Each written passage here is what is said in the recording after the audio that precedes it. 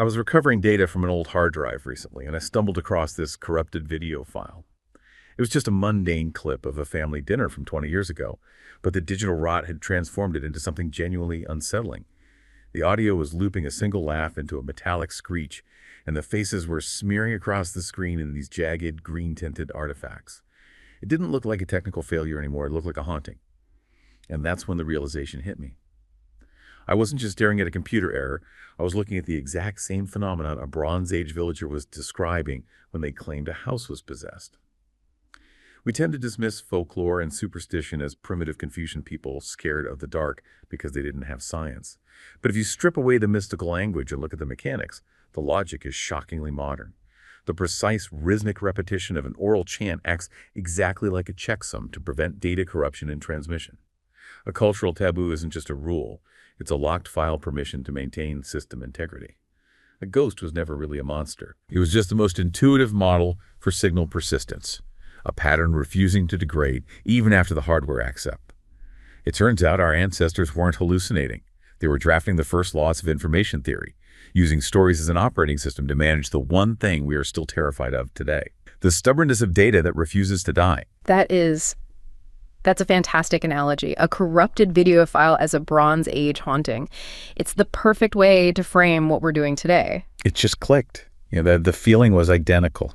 Well, it sets up our whole mission for this deep dive perfectly. We're going to apply those rigorous ancient mechanics of preserving knowledge, things like oral tradition and ritual commitments, to look at our modern challenges. The big one being digital data integrity. Exactly. Specifically, the really alarming rise of deepfakes and this crisis of trust that's unfolding because of them. So we're asking a pretty fundamental question here. How do we, as humans, verify information when the channel itself is compromised? And that channel could be compromised by anything. It could be simple time and decay. Right, the way memory fades or an old tape degrades. Or now it can be compromised by malicious AI that subverts our digital systems, instantaneously. To get to the bottom of that, we have to start in the beginning with the oldest and, maybe the most resilient data system we've ever had. The human voice and human memory. The original analog operating system. Absolutely.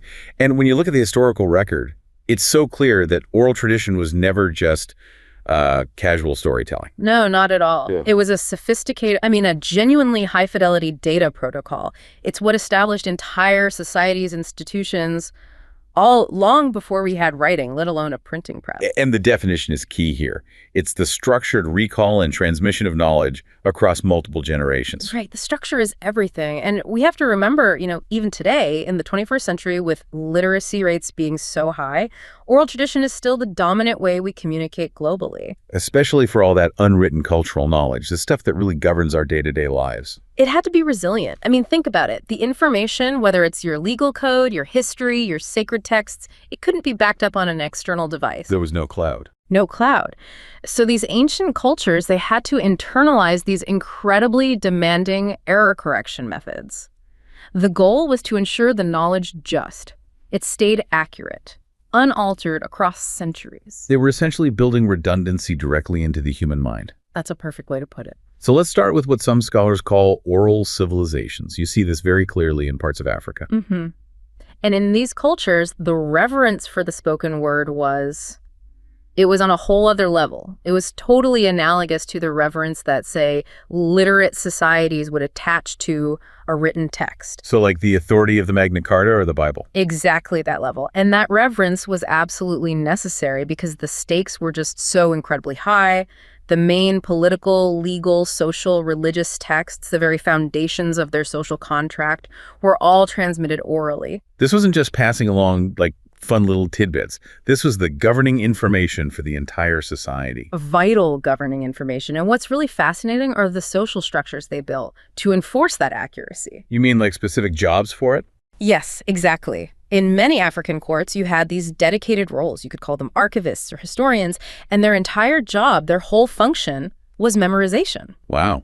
So they would just learn everything by heart. Everything. The royal genealogy, the complete history of the state, all the complex legal precedents.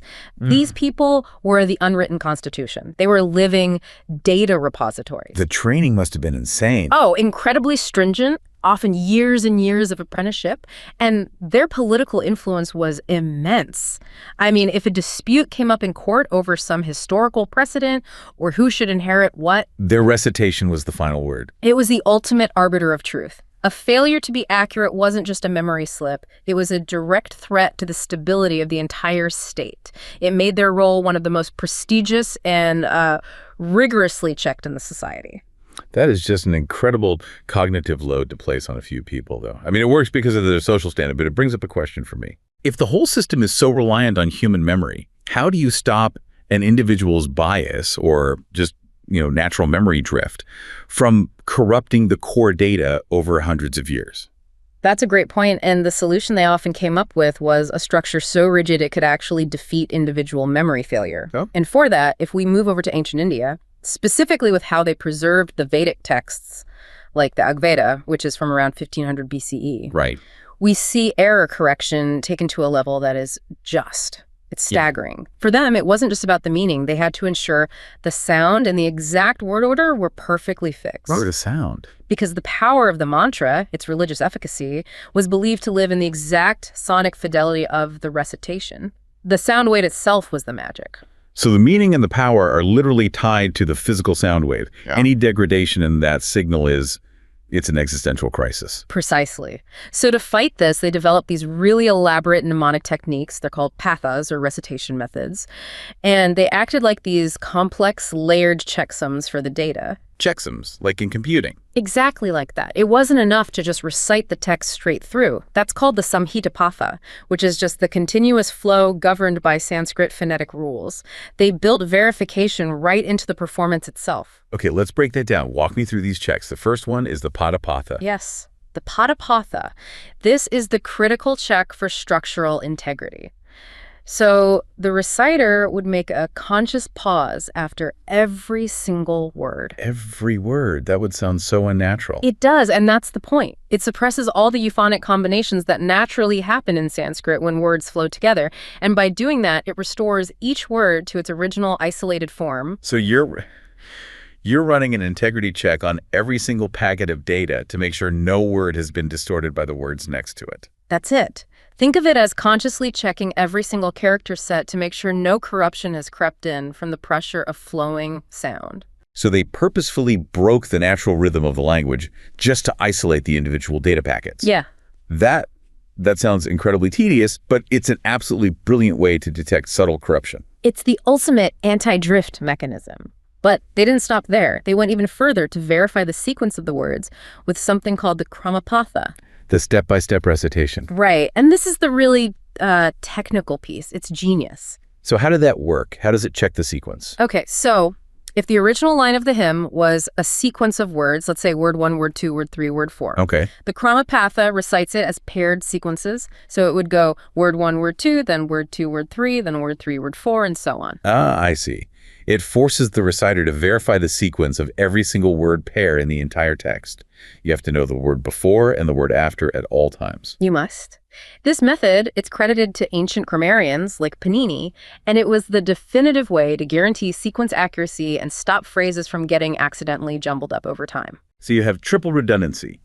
You got the continuous flow, the samhita, you've got the word isolation, the patha, and the sequence verification, the krama. I mean, the sheer cognitive load of just mastering those pathas it's a stunning feat of analog data management. It really is. And the fact that the beta has been preserved for millennia, totally fixed in both sound and order, is a testament to how effective this was. It just shows that structure and commitment can actually overcome the natural tendency of things to fall apart, that entropy. And we see a related technique, though maybe a bit more flexible, pop up in Greek poetry. The oral formulaic composition, the Homeric method. That's the one. Yeah. And this is where the groundbreaking work of Milman Parry and Albert Lord really comes into play. They showed that these epic verses, the ones attributed to Homer, they weren't passed down by this kind of rigid rote memorization like in the Indian style. They were using a different system. A different system entirely. It relied on systems of stock phrases, or what they called formulas. Right, like the famous ones. Yeah. Rosy-fingered dawn or swift-footed Achilles. Y dark C, yeah, exactly.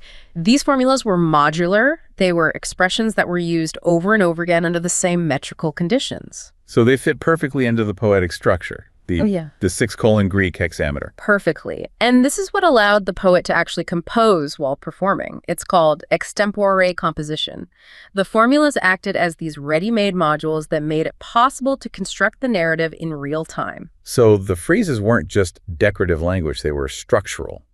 They were like load-bearing components of the poem. Precisely. And they ensured that the essential idea, the main narrative arc, was preserved across all these different performances and transmissions, even if, some of the precise transition words varied a little bit. So it's a less rigid system. It's more adaptive. It's geared more toward narrative coherence than perfect sonic precision.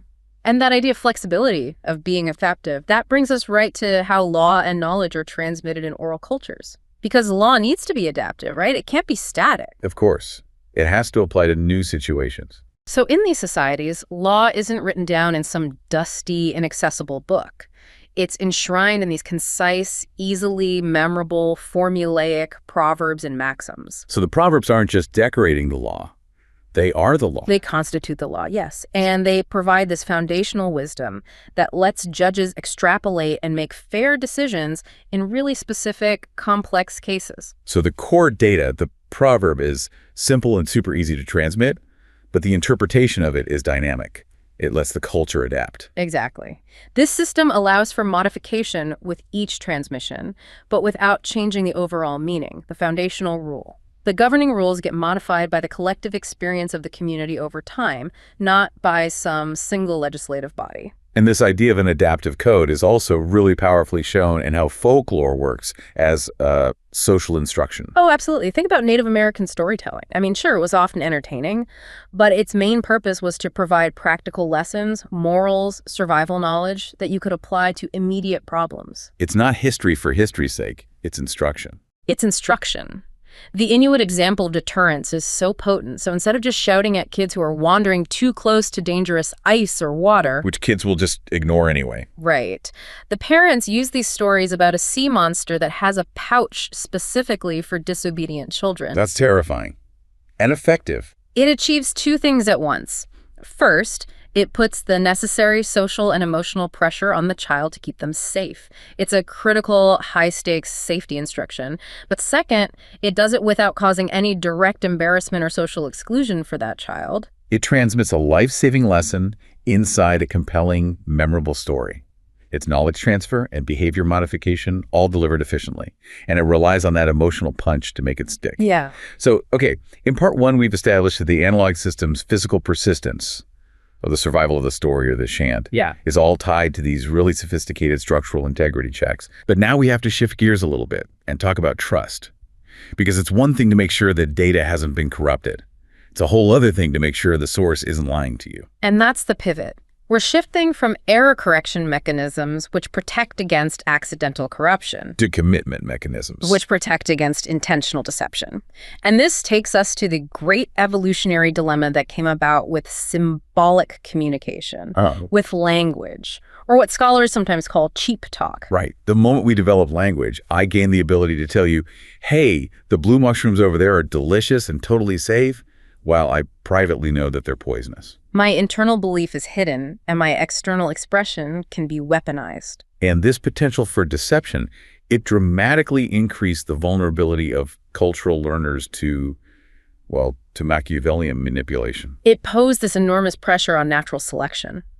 If language makes deception so easy, so cheap, how do we ever tell the difference between a trustworthy communicator and a manipulator? And the cultural answer that evolved is what we now call inferentially potent displays, IPD. Right. Let's make sure we unpack that term. An IPD is basically, it's a diagnostic action. It serves as evidence of a model's true internal commitment to whatever belief they're expressing. It's an action that a rational manipulator would be highly unlikely to perform if they secretly believed the opposite of what they were saying. Yes.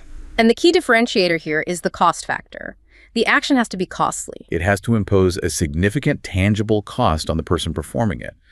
But, and this is the clever part, that cost has to seem small or even beneficial to someone who is a true believer. This is what explains things like fasting or vows of poverty or celibacy in certain religious traditions. If you truly believe in an eternal, blissful afterlife, then temporary costs here on earth, like, intense physical denial or giving up all your money, they suddenly shrink in comparison to the infinite reward you've been promised. So the cost acts as a really powerful signal filter. It filters out the liars. And we don't have to just rely on historical examples for this. We've got strong empirical evidence showing this mechanism is operating in human learning from a very, very young age. Like with food acceptance in toddlers. Yes, exactly. Researchers tested kids between 14 and 48 months old with new, unfamiliar foods. In the baseline condition, an adult model would just verbally introduce the food, saying something like, "This is something to eat." Okay. And only about 25% of the toddlers were willing to taste it. Wow, a 75% failure rate for just verbal instruction. Why would it fail so badly? There's no obvious risk. Because the verbal claim is cheap talk. It costs the adult nothing to say those words. But when the adult provided the IPD, when they actually sampled the food first, demonstrating their commitment by taking on the potential risk themselves, Let me guess, the acceptance rate shot up. it jumped to 75%. It tells us our evolutionary wiring demands a nonverbal, costly signal to validate truth, even in a situation as mundane as what to eat for lunch. And we see the exact same principle when you try to transmit moral values, like altruism. Research showed that adults giving verbal statements about being charitable, preaching or telling kids to be kind, had little to no lasting impact on the kids' actual behavior. So the kids could learn the right words to say. They could learn the social script. Giving is good, sure. But they wouldn't perform the costly action of actually donating their own resources unless the model demonstrated it first. So when the adult model actually made costly donations themselves, sacrificing their own tokens or money, Altruistic behavior was powerfully and effectively transmitted. The actual quantifiable sacrifice, the donation, was the necessary commitment signal. Deeds, not words. this inherent drive to verify commitment shapes everything, doesn't it? Including our willingness to change our own minds. It does. We're all naturally skeptical of experts or prestigious people who argue in favor of their own obvious self-interest. Of course. That's classic cheap talk. Yeah. A CEO argues that stock buybacks are good for everyone. You filter that through a pretty strong lens of suspicion. But if that same prestigious model takes a position that is contrary to their immediate measurable self-interest, a costly position, that action demonstrates a true commitment to the belief, and people are far more likely to be persuaded. The commitment signal overrides the suspicion. Exactly. And this mechanism is why ritual is so persistent and powerful. Costly practices like firewalking or ritual scarification or these intense, painful fasts. Throughout history, they were designed to stabilize beliefs and maximize the commitment of the group. And it works as a kind of filter for dealing with, what did you call them? Counterintuitive agents? Yes. Concepts that violate our core intuitive expectations about how the physical world is supposed to work. So you mentioned germs earlier, which seems like a modern idea to group with gods or spirits. Why do germs need an IPD for us to believe in them? Well, from an evolutionary psychology perspective, germs are invisible. They're tiny. And the link between your action like not eating food you dropped on the floor and the consequence of getting sick is often delayed and not obvious. They're counterintuitive. Very. So children need tangible evidence. They need IPDs to commit to believing in this invisible threat. Adults perform these actions like throwing away food that looks perfectly fine or forcing hand washing when hands look clean, which are diagnostic displays. They indicate a serious belief in this invisible agent, the germ. So those behaviors provide the commitment evidence. They do. These rituals, the washing, the filtering, they're costly actions that make the abstract threat of the germ feel real and culturally transmissible. That makes perfect sense. And on the flip side, you have things that don't inspire IPDs in adults. Like mermaids or monsters, right. Children hear stories about them, but because adults don't perform any costly actions related to them, nobody sells their house and moves inland because they're afraid of a mermaid attack, the belief is never strongly cemented. Belief requires commitment. And commitment requires proof of cost. So if we follow that logic to its extreme, the maximal demonstration of cost, we end up at the ultimate IPD, martyrdom. Martyrdom is the maximal, irreversible public demonstration of belief commitment for everyone watching. I mean, take the historical case of Ignatius, the Bishop of Antioch, in the early 2nd century. Okay. He's condemned to be executed by wild beasts in Rome. He doesn't just accept his fate. He actively begs his Christian supporters not to intervene, not to lobby for his release. His purpose was explicit. He said he wanted to imitate the passion of my God. He was engineering the highest possible commitment signal. He was. This astonishing active embrace of death fundamentally altered the commitment level of the witnesses. We have historical accounts of intellectuals, like the Platonist philosopher Justin, who said he only converted to Christianity after he personally witnessed the unflinching commitment of martyrs being tortured and killed. So for him, the philosophical arguments were one thing. They were interesting, sure, but the willingness of these people to endure the ultimate cost was the final, undeniable proof of their commitment. He was later martyred himself. It's a terrifying feedback loop, but it's a highly effective way to transmit a signal. And it helps explain why government oppression, especially public executions, can so often backfire and actually energize these movements. It unintentionally provides the faithful and the people on the fence with these immediate, public, high-commitment IPDs. If the model is willing to die for the belief, that belief is suddenly far more credible than any sermon could ever be. And this logic, it scales up from individuals to whole institutions. We see cultural group selection actually favoring institutions that build in these costly signals. Right. High-cost belief ritual institutions tend to spread because they are incredibly effective at promoting in-group cooperation, and that makes them much more competitive against rival groups. So institutions that demand mandatory high-commitment IPDs, they outsurvive and outcompete the ones that just rely on flexible, cheap talk. And we can actually test this with modern historical data. Right, the study on utopian communes. A fascinating study. It looked at the longevity of 83 religious and secular utopian communes that were founded in 19th century America.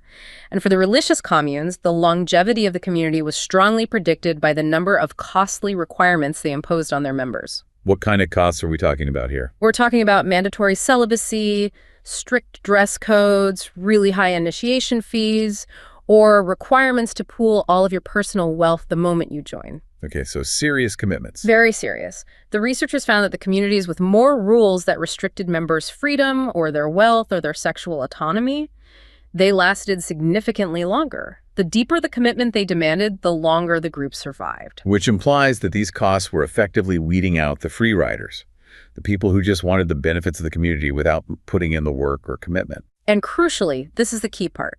This strong correlation between high cost and longevity did not hold for the secular communes they studied. Because secular belief systems typically lack that ultimate, eternal, future benefit that justifies the immediate, painful cost. If your only payoff is here on Earth, why would you endure celibacy or poverty?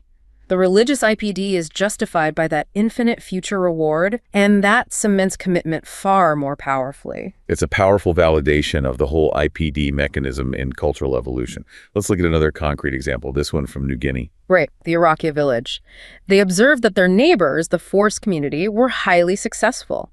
And a lot of that success was because they were renowned for their productive pig raising. And pigs were a huge deal in this culture. Essential. For alliances, for trade, for prestige feasts. They were everything. So the Iraqis see that the force success is tied to this whole institutional complex around pigs. Yes. So they actually convened community meetings and explicitly decided to copy the four. But they didn't just copy the pig husbandry techniques, which they probably could have learned easily.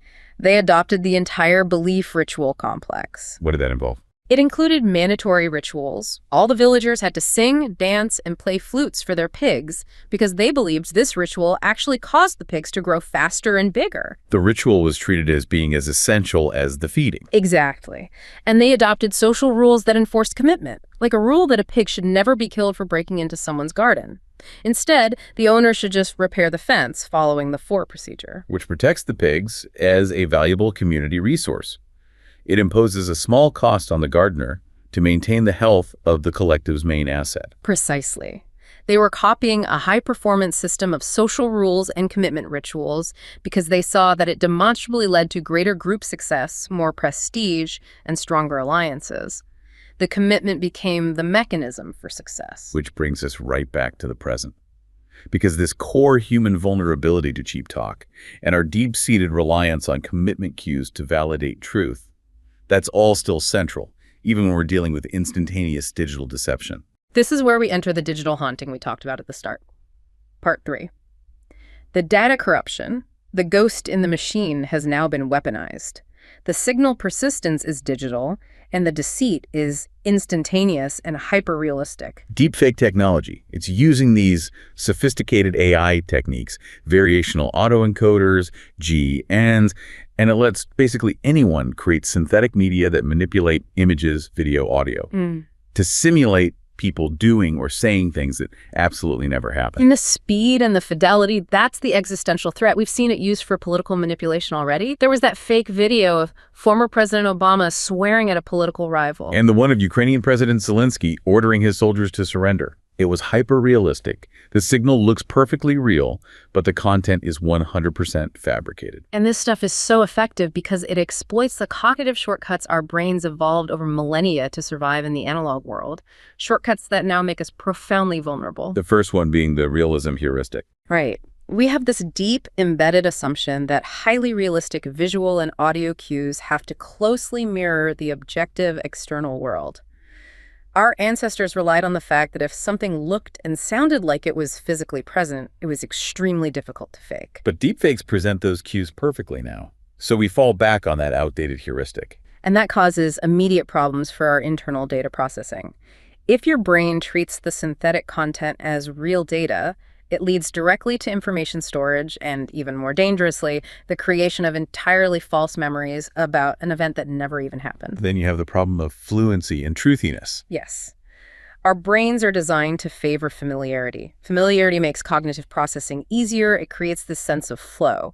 And when deepfakes are expertly made, especially of famous people we see all the time, they achieve maximum perceptual flow. And what does that flow do to our judgment? It makes the content easier to assimilate, and psychologically, anything that's easier for our brain to process feels inherently more believable. That's the truthiness effect. So AI has engineered content that maximizes this perceptual ease, and it just bypasses our critical checkpoints, regardless of whether it's accurate or not. And the sheer volume of this stuff then leads to information overload. Exactly. The very heuristics we developed were supposed to prevent overload. Right.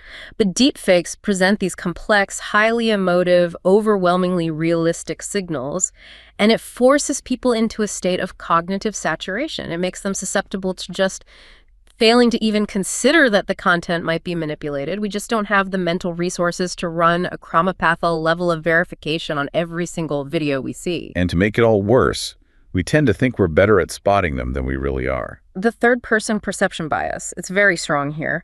Most adults believe that deepfakes affect other people more than they affect them, and that they are personally better equipped to detect the manipulation. But the actual research on detection shows that this overconfidence is a really costly bias. It is. It doesn't align with actual detection ability at all, especially when you're just scrolling through a feed. If you're overconfident, you switch off the critical thinking you need for a deep analysis.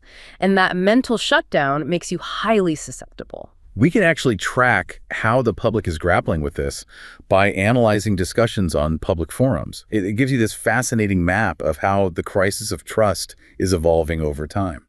Looking at analyses of communities like Quora, you see this really rapid and telling evolution in what people are concerned about. Initially, discussions were all focused on deepfake generation techniques, the VAEs and the DANs. People were curious about the tech. But that curiosity didn't last. No, discussions about the technical mechanics dropped off over time as the technology just became a known threat. The concern shifted dramatically toward practical self-defense.